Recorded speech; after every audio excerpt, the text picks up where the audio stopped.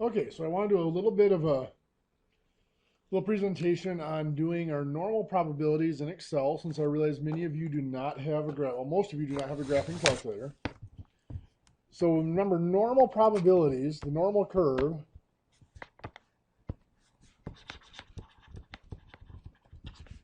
are talking about this bell curve.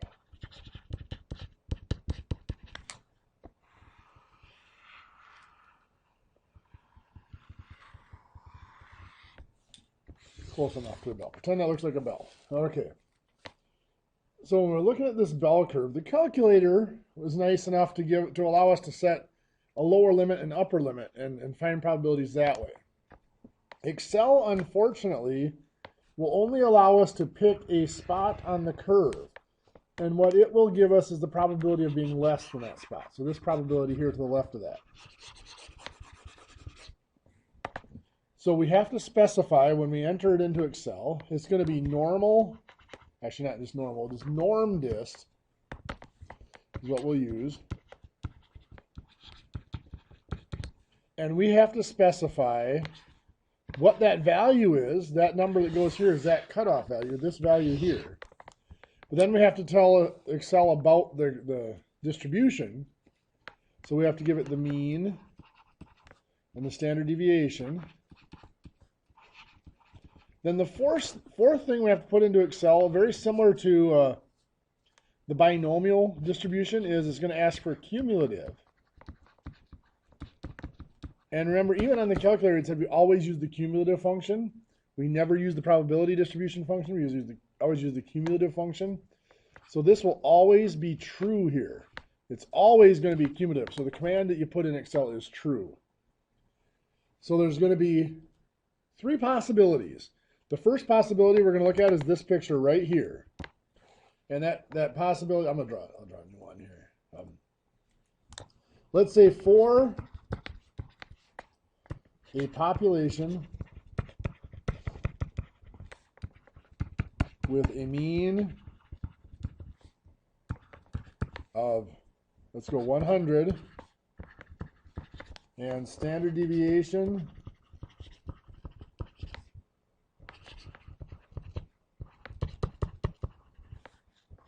of 40, what is the probability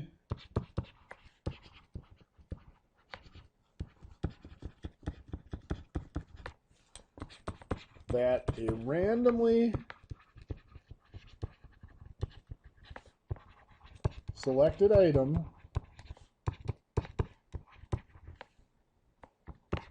has a value? And that's where we're going to break this down into different questions. So the first thing here, this is a population with a mean of 100, standard deviation of 40. So what we're looking at here is the center of this bell curve is 100. And we go out in those steps of the standard deviation. This is going to be 60, 20, and negative 20, because we go down by 40 each step. And this will be steps here of 140, 180, and 220. Going up by that standard deviation to each step. So what I want to find here is, what is the probability that randomly selected item has a value less than 80? So 80 is right here. Less than is on this side. And that is what Excel is programmed to give us. So we're going to flip over to Excel here. I'm going to make these a little bit bigger so you can read them a little easier. Again, so our command is norm dist. So equals norm dist. Now it asks for the x value. That is our 80. That's the value. X is less than 80 is what we're looking for here. Our mean, well, the mean that we gave there is 100. The standard deviation. In the problem, we give the standard deviation of 40. And the cumulative, remember we said for the norm distribution, it is always true. So 0.3085 is that probability.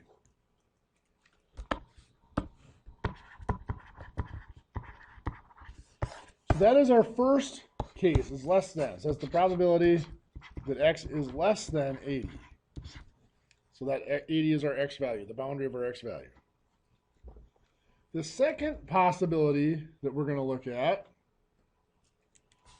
I'm going to draw in the curve, but I'm not going to put on the mean and standard deviation steps. What is the probability that that randomly selected item has a value greater than 110? So now remember, 100 is the center of this. 110 is right here. We want greater than, so that's this probability here. But recall that Excel is only programmed to give us the probability of being less than. Excel is going to give us this probability. So what we have to do is, since that whole curve has a probability of 1, we take the whole curve, which is 1, and we subtract out this piece that Excel gives us. So it's going to be 1 minus that norm dist. And that cutoff is going to be 110, mean of 100, standard deviation of 40, and of course always true. So let's punch that in. Equals 1 minus norm dist. 110 is what our value is, our boundary value is. 100 is our mean, 40 is our standard deviation. Always true in the cumulative. So 0.4013. So this probability here is 0.4013. I'm going to step back up here quick and I'm going to enter the command here. So this is equals 1 minus norm's dist. This was equals norm dist 80. And of course our mean, standard deviation, and then true. So that case is a little more difficult. You have to remember to do greater than a number. We have to do 1 minus the norm probability, the norm dist, with that number in it. The third case is a little bit trickier. So again, we're reading our phrase. What is the probability that a randomly selected item has a value? This time we're going to say between 90 and 120. So remember, our mean is right in the middle here of 100. 90 is here. 120 is over here. Between, so we're looking for this probability. Now again, our calculator only gives you less than. So what we have to do is this. If we find the probability of being less than 90, that would give us this probability. The probability of being less than 120 would be this one. If I subtract those two, let me pull them out of here once. So that's probability of being less than 120. Probability of being less than 90. So if I take that purple area, the area being less than of 120, and I subtract out this green area, the probability of it being less than 90, what's left is this area right here, which is, that matches up with our desired area here. So what we're going to enter in the calculator is equals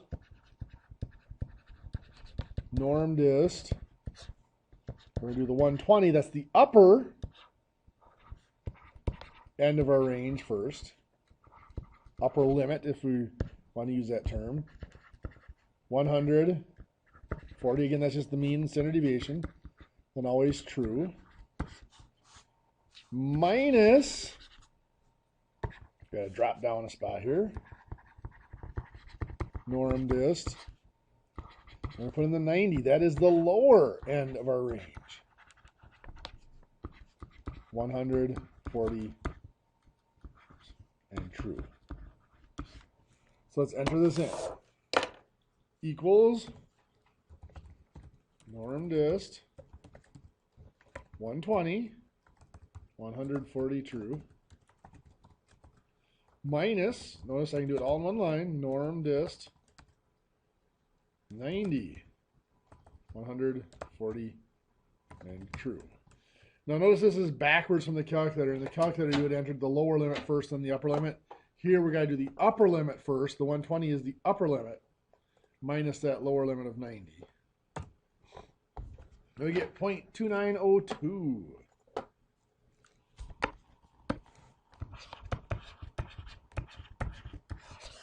So this area right here is the 0.2902.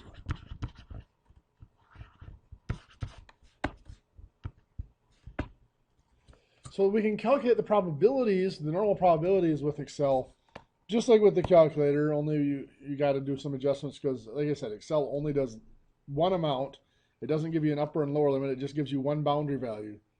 And it will find the probability less than that value. So we have to do some adjustments for greater than or in between.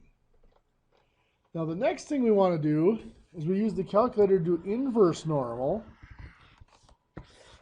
Let's say we had a value on here that was, let's say we had a z-score,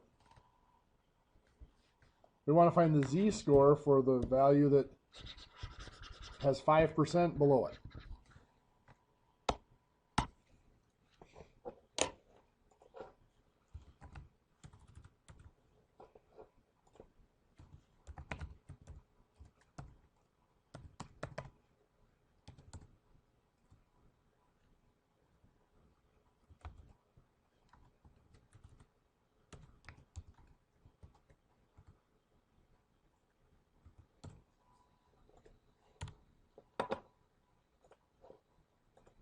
So now remember, with the calculator, we did an inverse normal. Similar command in Excel. It's going to be equals norm inverse. Norm inverse. And we have to enter that boundary, the probability of being less than that value. So that's the 5%. And we do still have to enter the mean and the standard deviation. So if I'm looking for a z-score, now remember, for a z-score, the mean is 0 and the standard deviation is 1. So I'm going to label this over here quick as this was normal probabilities. This one was less than. This one was greater than. And this one was between. Over here I'm going to label this as inverse normal. So I want to do the norm inverse of the 0.05. Remember, I'm looking for the z-score. For z-scores, it's 0 is the mean, 1 is the standard deviation. So that's a negative 1.65, 1.645 if you want to look at it that way, which is what we were finding with our calculator and with our tables if we wanted to use them. What if I don't want to do just the z-score? What if I want to find the data point? What if I want to know the value of x? And again, looking at that mean of 100 and standard deviation of 40. So I can go back and I can just re-enter that equals norm inverse 0.05 and just put in the mean of 100, standard deviation of 40. And there you go, 34.21. It'll be the actual data value. It would be at that point. So if you recall, we asked some questions in the one worksheet of between what two values is, let's say, the middle 70% of the data. So if we want the middle 70% here. There's 70% is in the middle. That means there's 30% outside of that range. And that 30% outside is going to get split in half. 15% below, 15% above. And so this is translating that 15% into a decimal or to probability. That's 0.15 there. This would be 100 minus 15 or 85%. So this is the 0.85 mark there. So what that's saying is there's probability of 0.15 there. Or this is saying there's a probability of 0.85 here. So to find those marks, the 0.15 or the 0.85 mark, again, we are dealing with a population with a mean of 100 and a standard deviation of 40. So we want to find those data points. So this is going to be equals norm inverse 0.15, mean of 100, standard deviation of 40. So 58.54. And then norm inverse 0.85, 140. So we get those two numbers, 58.54 and 141.46.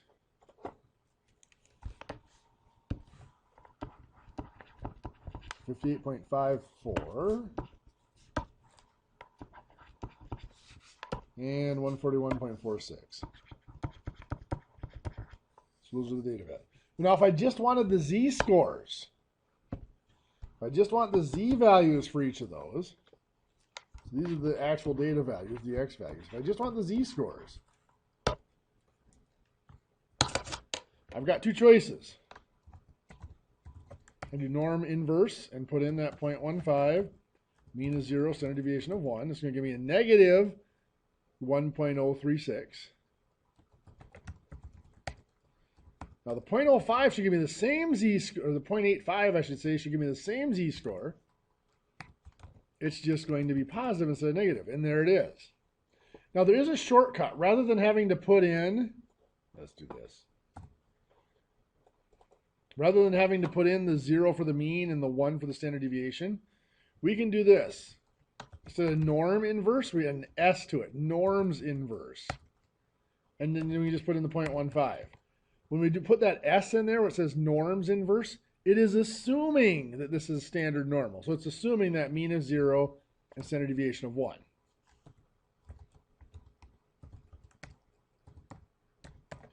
So it just saves us a few keystrokes of having to enter the mean and standard deviation. That is pretty much it for using Excel for the calculations in the calculator. The same strategies apply, just the commands are slightly different. So that's about it. If you have any questions, please let me know and I'll get back to you. Otherwise, you have a great week.